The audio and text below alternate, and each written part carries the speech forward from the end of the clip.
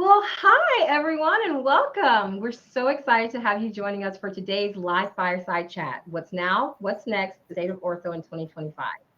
I'm Malika Hofstad-Retner, your host for today's session. We're doing things a little differently today. Less presentation and we're having more of a conversation. So settle in, get ready for a real honest discussion on where orthodontics stands today and where we're headed next. Now, before we get started, I just have a couple of quick notes, just a little housekeeping to make sure you guys have the best experience.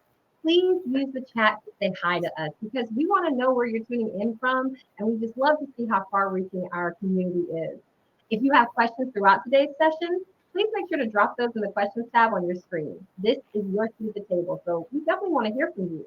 And I want to say thank you to one of our moderators, Audrey White. She will be in the chat and also in the oh, sorry, and also in the questions. I was looking at the post. Also in the questions tab to kind of help keep us on task today. Now, this session is being recorded, so if you need to jump off early or you want to share with your team later, you'll have access to an instant replay as soon as the session ends. And we're also going to send the replay straight to your inbox shortly after we wrap up.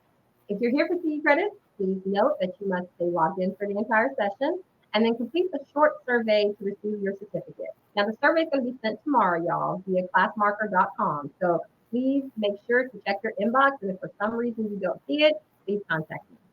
Okay, are you guys ready? Let's get into it. I'm thrilled to welcome today's guest, and we all know and love her at top.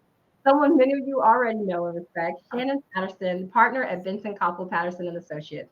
Now, Shannon brings a deep nationwide perspective on the business side of orthodontics. She advises practices through major career and ownership transitions and is especially known for helping teams align around their natural strengths thanks to her expertise as the Colby certified consultant, not instructor. She's also, I want her to teach me, this is why. She's also a certified personal recruiter, certified medical staff recruiter, and she has her hands in everything from leadership development to practice optimization. She serves on a committee with the AAO and regularly speaks at industry events, study clubs, and residency programs across the country. So you guys have seen her. Basically, there's something changing in the ortho world. You guys already know that Shannon is thinking about it. So today we're going to dive into what's happening now in the industry, what trends we need to watch for in the second half of 2025, and then how you can position your practice and team to thrive. All right, Shannon, welcome. We're so glad to have you here.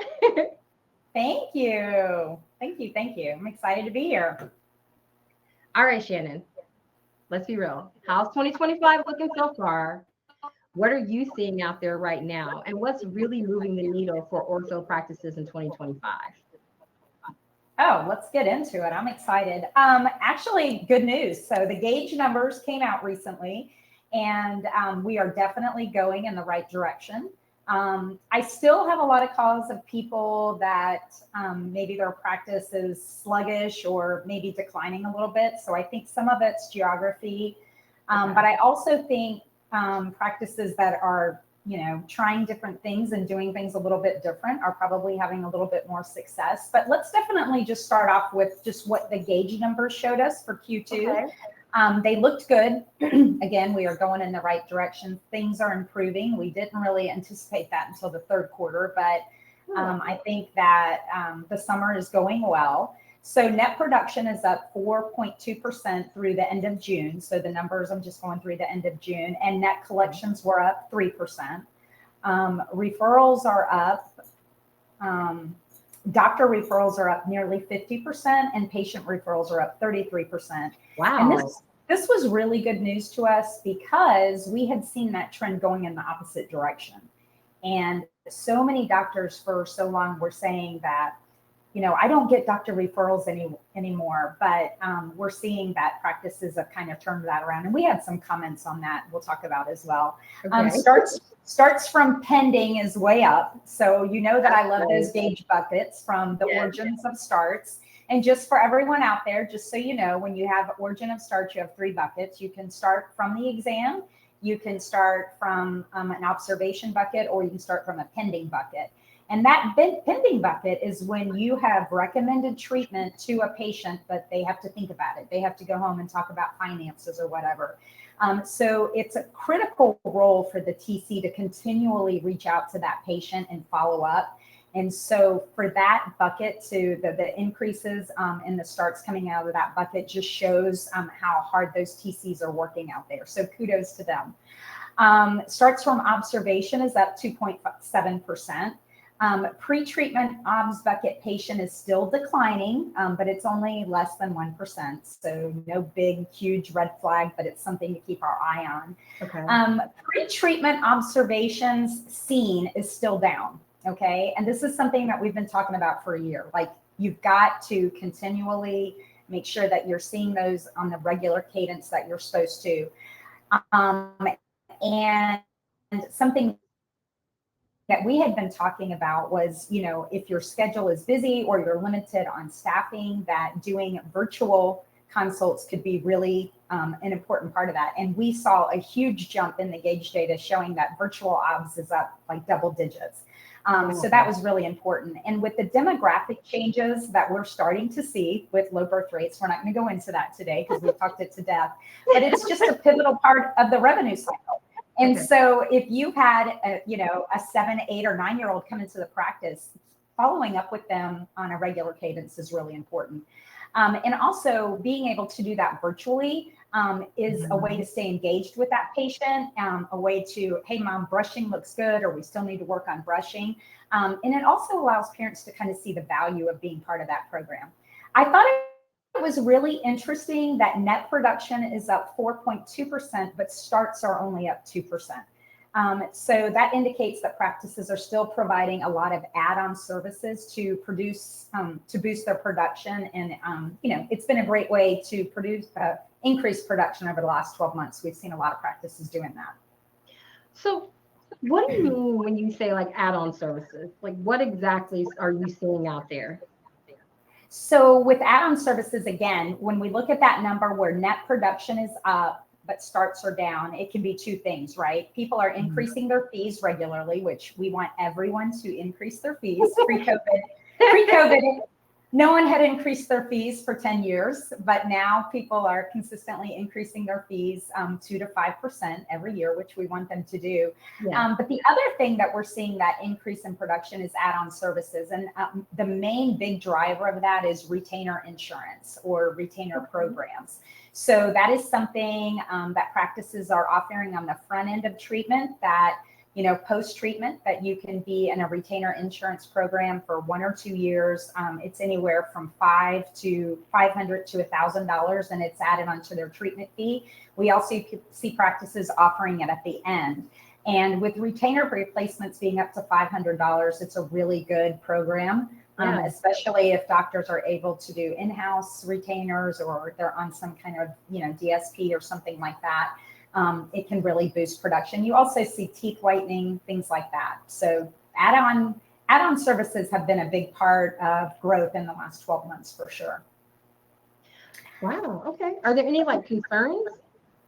Yeah. So some of the things that we saw engaged to keep our eye on, just a few metrics that we'd like to see. Our insurance delinquencies are continuing to tick up, especially that 90-day bucket. And we're not really sure why, but it is something to keep your pulse on, because if that is money that you should be collecting from the insurance, it's something to make sure that your financial coordinator is continually following up on. You should be able to collect that money. What has happened. I know there were some coding changes this year, making sure that everyone understands the new codes, those kind of things. We're seeing discounts and adjustments are up a lot. And obviously, I think that I think a lot of practices are doing anything they can to get the patient in the door, right? So, $1,000 off or $500 off, which is fine. But personally, I would rather see practices, potentially extend financing terms versus, giving big discounts. But it's just something to watch. Initial fees are down just a hair, not much, but again, just kind of showing and alluding to the economy and how it's impacting patients. New patient adds for the year is up 4%. So that's good news, right? So that means someone has called the practice or inquired into the practice, and someone on your team has added them to your practice management system in TOPS, right? But new patient exams are flat. So if you're adding 4% new patient adds, but your exams are flat, why? And the reason why is we still see a 79% conversion rate of new patient adds turning into exams. And everyone on this call needs to understand that the benchmark goal in every practice is 90%. Wow. And that is a lot of money left on the table. So when we look at metrics and we look at conversions, it's not just the TC, right? So, you know, the front desk, the scheduling coordinators, all of those things, we want to make sure that the patients that are being added to the system are definitely turning into an exam. Braces starts are up 5%, aligner starts are down 6%, something to watch. Especially if you're getting adults in the door, if practices are trying to save because they think aligners are a more expensive treatment mode, you know, it could be something that could be negative, impacting your practice in the future. So just making sure that that option's still provided, especially to those adult patients. And the average starts per day is down. Which means that shopping behaviors are still very significant out there. So, you know, we need to understand that, you know, we want to be able to do same day starts. We're seeing a decline in that. And that just indicates that people are not ready to make a decision right on the spot. And that's why, again, that pending bucket is so important and those TCs doing that follow-up. Oh, wow. Okay. Love the data. Okay, but let's just kind of pivot for a second, right? Well, not really pivot, but since you mentioned shopping, let's talk about the consumer's trends, right, within the orthodontic industry and the economy. Like, what is happening that you're seeing as far as consumer trends within the economy that is basically affecting our community?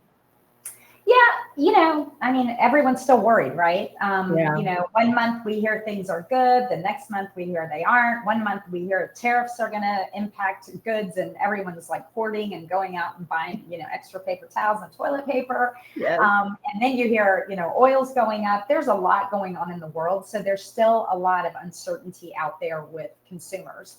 And I think the July data, which just released, shows that there's a very complex picture of consumer sentiment and confidence out there. And that's, to me, really important for orthos to understand, because while there's positive signs of improved sentiment, the inflation expectations and ongoing concerns about the economy and tariffs continue to influence consumer behaviors. So they're very concerned about letting go of that money. So again, this just indicates that that the you know, consumers out there are still very cautious about spending money and the investments that they're going to make. And some of them are still holding back. We still see some of that, you know, holding back behavior. So you might not be seeing as many 7 and 8 year olds because people are like, well, we can wait to go to the orthodontist. This is where education becomes very important. And, you know, not feeling like a practice that's going to pressure someone to start, but making sure that they understand it's still important to come in at the age of 7. July 7th was a big campaign day for practices, you know, for 7 and up of ages to be seen by the ortho. So it's really important to still educate parents about being in ops programs and things like that. So yes, in short, the economy is still impacting, you know, patient calls and exams. This is something practices need to watch, even if your numbers look really, really good. So conversions are up. So, you know, the TCs are doing a great job. We're above 70%.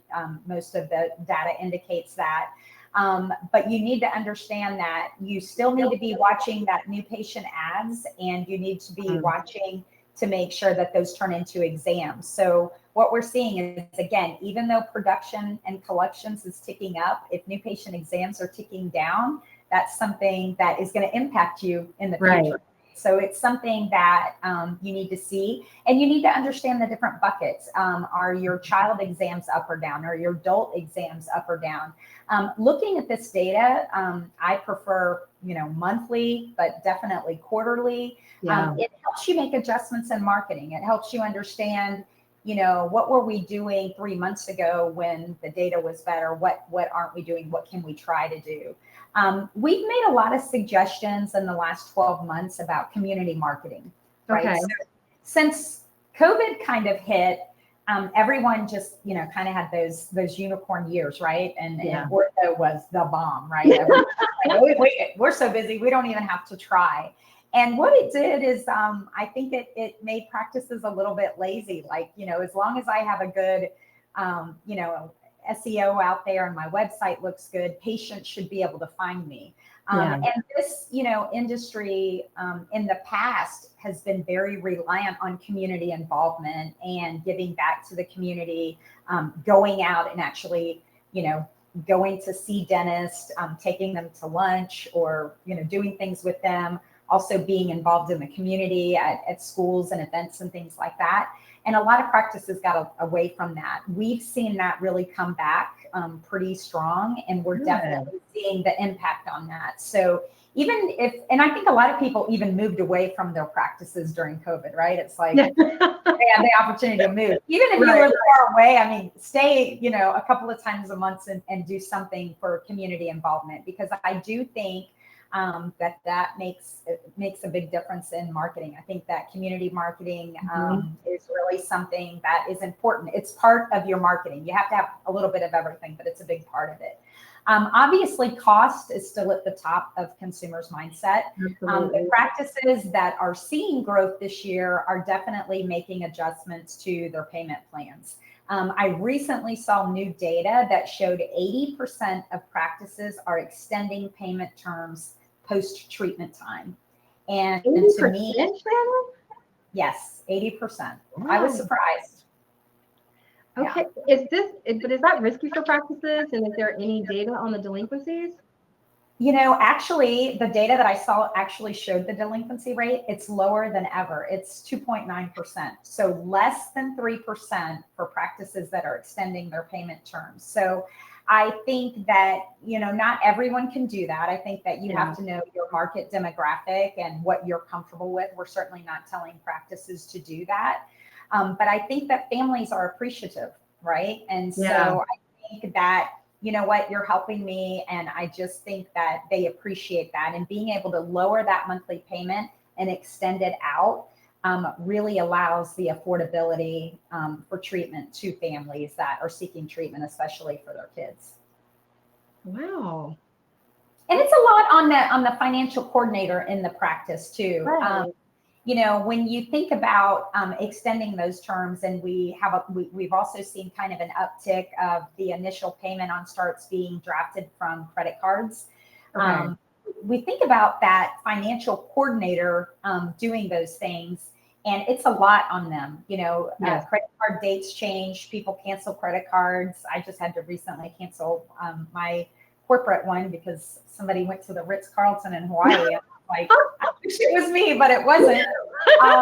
So things like that change. So it's a lot. And so I think that, revenue cycle management is going to be a big factor in the future. And didn't you guys just launch your Tops Pay Premier? Actually we did. So we launched Tops Pay Premier to help practices keep payments on track, especially as more, like you said, more than 80% are now offering extended terms. It does take the heavy lifting off of the front desk by handling follow-ups on declining payments, card monitoring, daily reporting, automatically. I think our early results were showing that it saved 24 plus staff hours. It recovered like 12,000 and managed 330 patient touch points. So it is built to reduce delinquencies and to give teams more time to focus on patient care and not have to worry about chasing payments. I love it. Love it. Oh my God. And so since we're doing something different, y'all, we actually have a poll that we're going to launch for you guys. So let us know. You'll see that poll pop up. So just tell us, is your practice currently offering extended payment terms beyond treatment start? And let us know. Okay, Shannon, let's move on to probably one of my favorite topics lately. How is AI impacting the industry? I know how it impacts my life personally and professionally. ChatGPT and I are best friends. Copilot and I are best friends. I have trained them. They are wonderful. I mean, we have constant communications. But I really do want to know how AI is impacting the orthodontic industry right now. I just discovered ChatGPT. I was late to the game. I'm very impressed. it's a little bit, it's smarter than me, right? So, and it's funny. Yesterday, I think I texted you this article. I was actually on a Delta flight. I think our phones spy on us, right? And Yes. it said that Delta's about to launch this new AI program that the flights are going to be based on who's scheduling them, because it's somehow going to know personally what people will pay for flights. So Wow. AI is changing everything, but it is definitely rapidly transforming the orthodontic industry. I mean, obviously we have improved diagnostics and treatment planning with it, faster and more efficient treatment options for doctors that are going more digital, patient monitoring and communication. I think that's huge. You've got a lot of dental monitoring, things like that, Grin companies out there. Personalized treatment care, and that's the key word. Like when we Yes. look at what big healthcare is investing in dollars, personalized and customized marketing was at the top of their list last year. So those are key words in the healthcare industry, because people don't want to go to a practice that says, well, this is how we do it, this is how we've always done it, and this is what works. I mean, patients want to feel like their treatment plan is customized and personalized for them. It also automation of administrative tasks. So there's some tools out there that can definitely kind of help doctors and teams with that. But it also extends into how patients attract and engage new patients. It definitely is impacting patient acquisition. So AI is doing a lot of target marketing, improved online visibility and SEO, personalized communication. These AI chat boxes and virtual assistants can provide potential patients with instant responses to inquiries, schedule appointments, and offer preliminary assessments, improving the initial patient experience. And those things really kind of blow me away. At AAO, I got to see a tool that dental monitoring is launching. It's called Engage.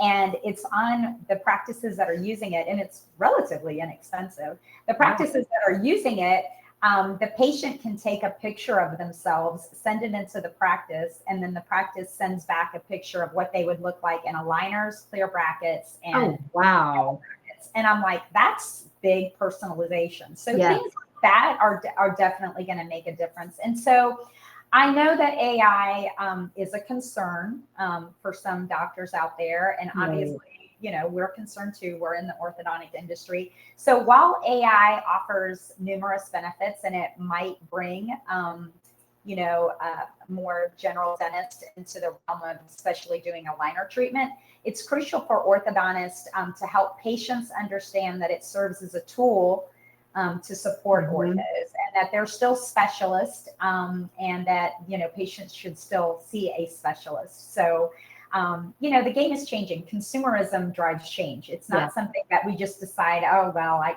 finally decided to do it. I think that consumers change that.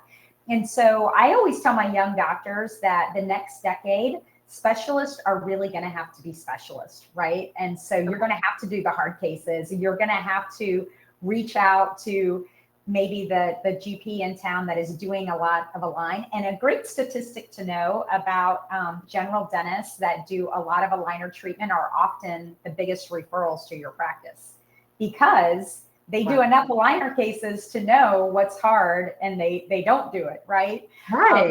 But embracing them and really letting them know, like, hey, you're not going to be able to treat everything with aligners. You know, I do really hard cases, and kind of showcasing that. I also think, you know, we're now seeing the gender gap impact really starting to take play. We are now 62% female residencies, females in the residency programs. Work-life balance is going to be much more important to this generation, and I feel like they're going to embrace AI and these tools, and they're going to work smarter, not harder in the future, because time management is going to be very important to them. So I do feel like it is not going anywhere. And it's only going to get better. So it's something interesting to watch. Absolutely. I mean, my daughter will be in college pretty soon. She's definitely embraced AI, as a teenager at a young age, and helping her to manage her time and managing her schedule as she starts, the new year back to study. She's even this year she has studied and prepping for the upcoming junior year, and she's utilized, AI to kind of help her to understand what she needs to study. So I'm looking forward to the next 2 years to see how AI is truly just going to impact our lives. All right. Too. I got a new car and it basically drives itself. Stop it. Everybody look out. No, I'm just playing. I mean, if I try to change lanes with my blinker not on, it like spikes me. And I'm like, this is crazy. The car before I had a 21. And so I just got a 25. And I just cannot believe the difference in 4 years. I mean, really, if you look at, especially, pre-COVID and post-COVID, I mean, it does seem like not only in technology, but just in life, like we've just jumped just light years. And I don't see it slowing down anytime soon. So, it's better to embrace it right now, as best we can. So, okay. So girl, my generation, I didn't even have power steering when I learned how to drive. So yeah.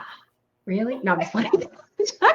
And we had phones attached to walls. I mean, it was just a different life. It was just different. Oh, I know. Like this generation does not understand that. My husband bought a phone and was like, looked at my daughter and said, okay, now how do you dial out? It was the funniest thing ever. Or we were cracking up and then we were like, have we failed as parents? She doesn't know how to dial out. Okay. I hate saying this because I cannot believe we're like past almost midway through the year. It is just wild to me that we're in July. But since we're at this point, how can practices right now tweak changes so that they're finishing 2025 strong and going into 2026 strong? Absolutely. So, I think we all feel a little bit more comfortable about the back half of the year because we've seen, some positive things. So the numbers look good, but it's still important to have a plan and to outline your practice goals. Every practice should, have a goal board. What are your goals? How many new patients do you want to see? How many starts do you want to have each month, each quarter, each year? Understand that data and use it to your advantage. Looking at your data is really, really important. Alternate revenue sources. Again, we talked about retainer insurance and other add-on services, which we feel has really helped boost production in a lot of practices. That is something to look at. You definitely want to keep on your value per visit for your patients, understanding, especially if you're starting to make some digital changes in your practices and go more digital, make sure that you're looking at that booking window and especially that adult booking window. Practices get busy in the summertime and we kind of push those exams out. And one thing we do know is families and moms will wait, adults will not. So it's really important that your team understand that if it's an adult seeking treatment, that booking window is really, really important. Keep an eye on your adult conversion rate. Everyone thinks they have like 100% adult conversion rate, and it's actually like 53%. It's not good. So why is there such a disparity, like in the reality versus what we think? That's a great question. And it's funny. So I visit a practice every week, and I was talking to you yesterday as a run through with this, and I was in Pittsburgh, visiting a practice. And so every time I visit a practice, I go into the TC, consult and listen, because I always learn something new. And it's interesting, since there was a big company that was direct to consumer, it did bring in some quote unsavory patients into the space. Patients maybe that hadn't been to the dentist in 3 or 4 years. And a lot of times I'll see a TC walk out of the room and say, well, that was an unsavory patient because, they don't really count because they haven't been to the dentist. And when I see a good TC, I actually see them pick up the phone and call and get them on a hygiene appointment somewhere and then put them back on the schedule as a follow-up. So I think that, if you ask the practice, they say, well, most of the adults that come in aren't ready. But I think the practices that are embracing, like helping that patient go see a referral, get their hygiene done and come back, are seeing a better conversion rate. Obviously, also look at your pending patients. Make sure that you're seeing those on a regular cadence and that you're seeing those patients. If you have 400 patients in pre-treatment observation, you should be seeing 10% of those each month. So if you have 400 patients in pre-treatment observation, then you should be seeing 40 pre-treatment obs per month. So I love practices that have a regular TC and they have an obs TC. A lot of times the obs TC, they think, oh, well, they do my office manager does the obs TC. Obs TC is a full-blown role. I mean, you're managing these pending patients. You're staying in constant communication. You're setting up virtual visits, things like that. And the practices that don't take that role seriously probably are going to start feeling that now more than ever going forward. Okay. 79% conversion of the patient adds to exams. We have got to do better. Okay. And we can do better. That should be 90%. So if people are being added to your PMS, you need to make sure that you look at that patient's ad and new patient exams and make sure that that is good. 79% is not good. Phones. I think a lot of people have just forgot the art of answering the phone. Oh, yes. Nothing upsets me more than if I pick up the phone, it's because I have to, right? Yes. Nothing is more frustrating than to have to pick up the phone and call and either someone, one, not answer the phone, or two, put me on hold immediately when I call, or take up a bunch of time on a call. So I think that, listening to things like Brian Wright's podcast about answering phones and how imperative that is in a practice can be really good. And that's part of reskilling and upskilling your team members, which I'm a really big proponent on. I know that everyone is a little bit concerned about finances and overhead right now, but there are so many resources out there that you can utilize for upskilling and reskilling, just like this. I mean, it's just a free webinar for your users to log on and listen to. So I'm a big proponent of that. But nationally right now, they're saying that out of every 100 new patient calls, 38 of them are going unanswered per month. And so that's not good. 40%, really? Well, a lot of practices are closed on Friday. And I'm like, but do you have someone answering your phone on Friday? Well, no. I'm like, no, that's a problem. Usually Fridays, we all have this kind of like hybrid work model now where we can do a little bit of days here at the office and at home. And I think Friday is like the premier work from day home when you can make those calls. So someone needs to be answering that phone 8 to 5 days a week. So that's some things that I think could really help some practices, is just kind of honing in on what you have. Okay. Well, we're going to launch another poll. We want to know, what's the biggest opportunity that your practice is focused on for the second half of the year? So make sure you guys answer that poll and let us know. All right. So any other considerations that you think are going to bring change in this upcoming year, and then maybe going into, not the upcoming year, I'm sorry, in this next half of the year and going into next year? I do. So I think that something that team members might not think that is relevant, but I think that doctors, especially doctors that are going to be hiring associates or transitioning or bringing in a partner in the future, really need to hear is the One Big Beautiful Bill Act that was just recently passed. Has some new student loan reforms in it that are a little bit scary for our industry, with new borrowing caps and repayments. So the act overhauls the federal loan system, which will impact, in my opinion, who is pursuing the orthodontic profession.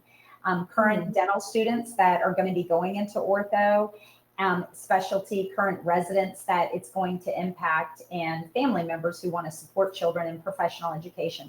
The Grad Plus loans, which is what most orthodontics residents use post-dental school to help pay for ortho residency, is going away. It will no longer be there. Oh. And student loans, federal loans, will be capped at $200,000.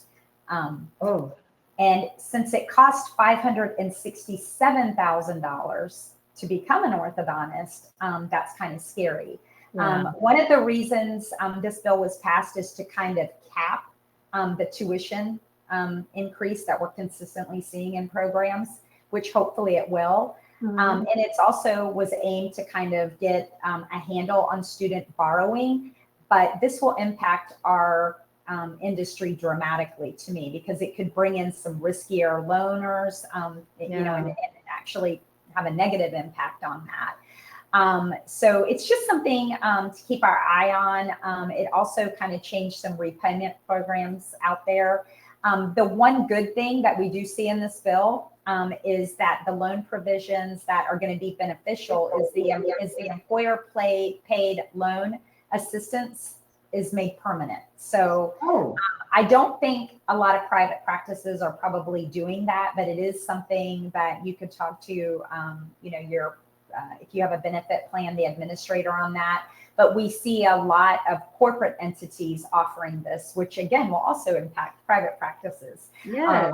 So now that this is permanent, that is something that you will see practices really starting to market as they look for doctors to join them. But it's just something for us to keep an eye on, because student loan debt for orthos is so significant, and it does cost a lot of money to become a specialist, and this could deter people from entering the profession, which some people might say, yay, they think they should anyway. But there's really not. But it's just something to keep an eye on that I just learned a lot about in the last few months. Okay. Well, we just want to open the floor for some questions. If anyone has a question, I actually do have a question. I would love for you to kind of expand more on the community marketing. For me, I love hearing that, because I think that that's definitely, when you talk about being more personal and a touch point and it really making a connection. So can you just kind of like expand upon that a little bit more, community marketing, any tips maybe for any of the practices out there to kind of start back? Like you said, I think during COVID, and even after, people pulled away from it a little bit more. So I'm glad to hear that this is coming back. Yeah, absolutely. I think, right now, when we think about, the one big thing that's on the horizon is everyone's going to go back to school, right? Right. So I think that, community events, everything from the AAO has a great resource center. Okay. And they actually have 2 presentations ready to go. All you have to do is download them on your computer, one for a doctor and one for a TC or an assistant, where you could go to career day and talk about, why, what it takes to become an orthodontist, or what it takes to become an orthodontic assistant or treatment coordinator, things like that, to be involved in the fall, and being able to do some school events. Teachers going back to school, being able to have like a school supply drive in your office of your patients bringing school supplies in, and then being able to donate them to one of your local schools. If you're going to, I think that community marketing is obviously, being very involved in the community. But even when you're looking at referrals and, instead of sending a doctor a box of donuts, having something, in your parking lot with food trucks, and inviting all of the offices and having something from like 11 to 1, like a rotating lunch, like come to the food truck, get a meal, meet with us, talk to us, those kind of things. So I think that all of the practices that we see doing that is making an impact. I also think a first responder discount practices that do really well, right? So we know that our teachers and our firefighters and our police department, they don't make a ton of money, right? So being able to give them a 5 or 10% discount is really, really big. And it's very interesting. I just saw on the news recently where one of the biggest counties in the state of North Carolina, their teachers are losing their dental insurance this year. Oh my God. Because they're just trying to make budget cuts. So, I think things like that, that's just something that practices should keep an eye on. I mean, that's something, again, that you could go out and reach out to those teachers and help them. Okay. Okay, so I'm going to throw this at you. I know you don't have a crystal ball or anything like that, but as we're talking about the state of ortho, and we're talking about the trends and everything like that, and we're still in 2025 in the second half, is there anything that you're kind of seeing that may linger from 2025 into 2026, or that maybe that you're keeping an eye on? I think,